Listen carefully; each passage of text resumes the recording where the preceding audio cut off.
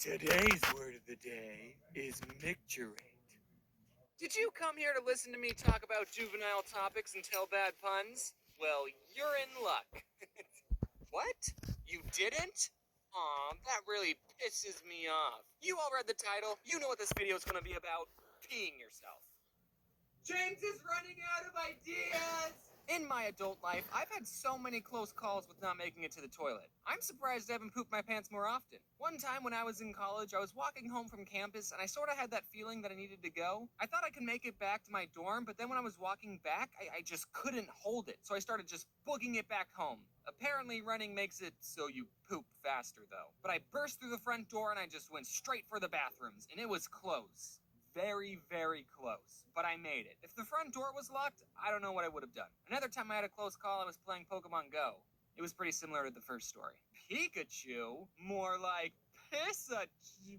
Never mind. I don't have a clean record. There's been times when I was a kid and I soiled my britches. Before I tell you stories about my childhood, I just wanted to say that according to my mom, I was potty trained very easily. Now, I have no memory of this, but apparently every time me and my twin sister went to the bathroom in the toilet, we got M&Ms. And my twin sister, bless her soul, was having some trouble learning how to do it. So instead, I just shared my M&Ms with her and everyone was happy. Except it's been 20 years and she's still not potty trained. I'm still giving her M&Ms to this day. I've had a couple of accidents happen when I was in elementary school, but only like 2 times though.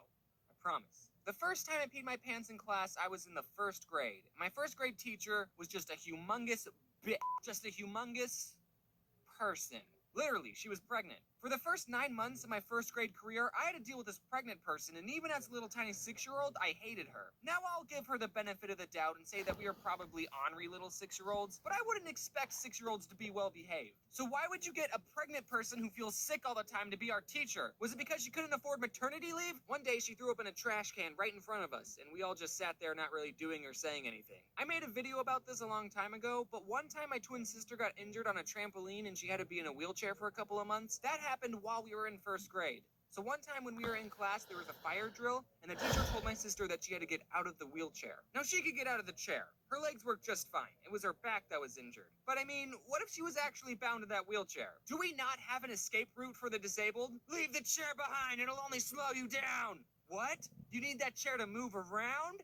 Well, it's gonna have to burn! But it gets worse. To get out of the school, we had to go up these stairs, and I was helping my sister walk up them, because a doctor told her she shouldn't be walking at all. And my teacher saw this. She knew my sister was in a wheelchair 2 minutes ago, and she said, "Don't help her." You know how when you're a little kid and you think that adults know everything and they're always telling you to do the right thing? That should have been my first clue that, nope. What a female dog.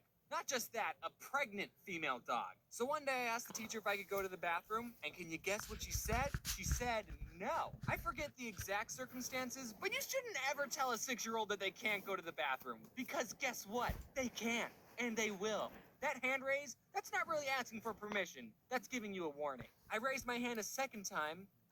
Do you remember when you told me I couldn't go to the bathroom? Well, we have a bigger problem now. I wish I knew curse words back then. You know, that kid that was inside my teacher's belly could be watching this right now and have no idea how stupid their mom is. This is why I'm never getting pregnant. The second time I peed myself, I forgot what grade I was in. Hopefully I was still in 1st grade. It definitely wasn't 12th grade. But this time it was at recess. And I didn't know that you could go to the bathroom at recess. I thought the school was locked up. So I had to really go to the bathroom. And I did, and all my classmates thought I peed myself, and I told them, no, I was drinking water, and the water rolled down my face and all congregated in my groin region. Which, if I was going to lie, I should have just said that I spilled water on my pants. No one believed me except for one person. My twin sister. I knew saving her in that fire drill was a good move. But yeah, everyone else was right. I did micturate myself. That's all there is to it. A winner. Guys, let's talk.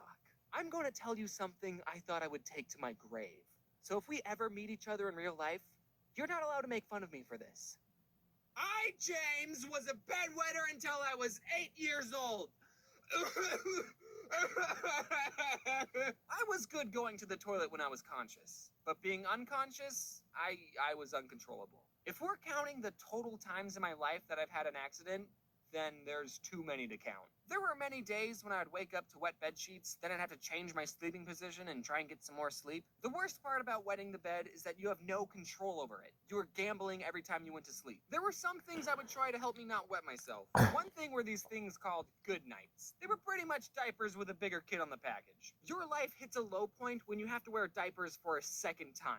I would hate putting these things on because they're totally stupid, and I'm 8 years old. I don't need diapers. I literally never slept with them on once. I would take them off every night before I would go to bed. I hated those things. I'd rather pee my pants than wear a diaper. So since I didn't like those, I tried this alarm thing, which I also hated. You put a clamp on your underpants, and you put this thing called an alarm unit right next to your face, and you'd sleep with this contraption of uncomfortableness on you, and if you started to pee, that would trigger the alarm, which would blast a loud noise in your face, and that was supposed to wake you up like, hey, you're peeing! Problem was that every time the alarm went off, I was too tired to remember what was going on. So I would just think, what the heck? I need to get this loud noise away from me. And I would just rip off the alarm and throw it away and go back to sleep without realizing what I was doing. Sort of like what I do now with the real alarm. Then I'd go back to bed, wake up in the morning and realize, oh, that's why the alarm went off.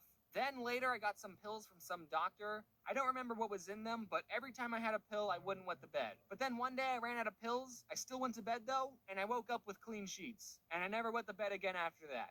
I grew out of it. So if any of you watching right now are bedwetters, there's a pill for that. Drugs. Solves all your problems, baby. I know this video has a weird subject matter, but let's be realistic. It's a part of life. Everyone poops or pees their pants at some point. And if you haven't, well, that just means you have something to look forward to when you're really old. In case you didn't know, I'm at PAX South right now, unless you're watching this video after this weekend. I was really crunched for time getting the drawings done, so I had my friend Speechy help color some of the pictures, except she did too good of a job coloring, and they were all way too detailed for my style. Like look at this bed. I can't use this. I only use 5 colors tops. So I decided I'm not gonna give her a shout out. Again, that's Speechy, who I'm not shouting out. I think her fan art made it into this video, actually. And also my buddy Carson Animates colored like 2 of the pictures, and I'd feel weird if I didn't acknowledge that he helped color 2. Thanks for watching. This is my 100th video, so to celebrate, you should watch this video 100 times and share it with 100 friends, which means that this video should get at least 1 billion views. Again, thanks for watching, and wear your seatbelt.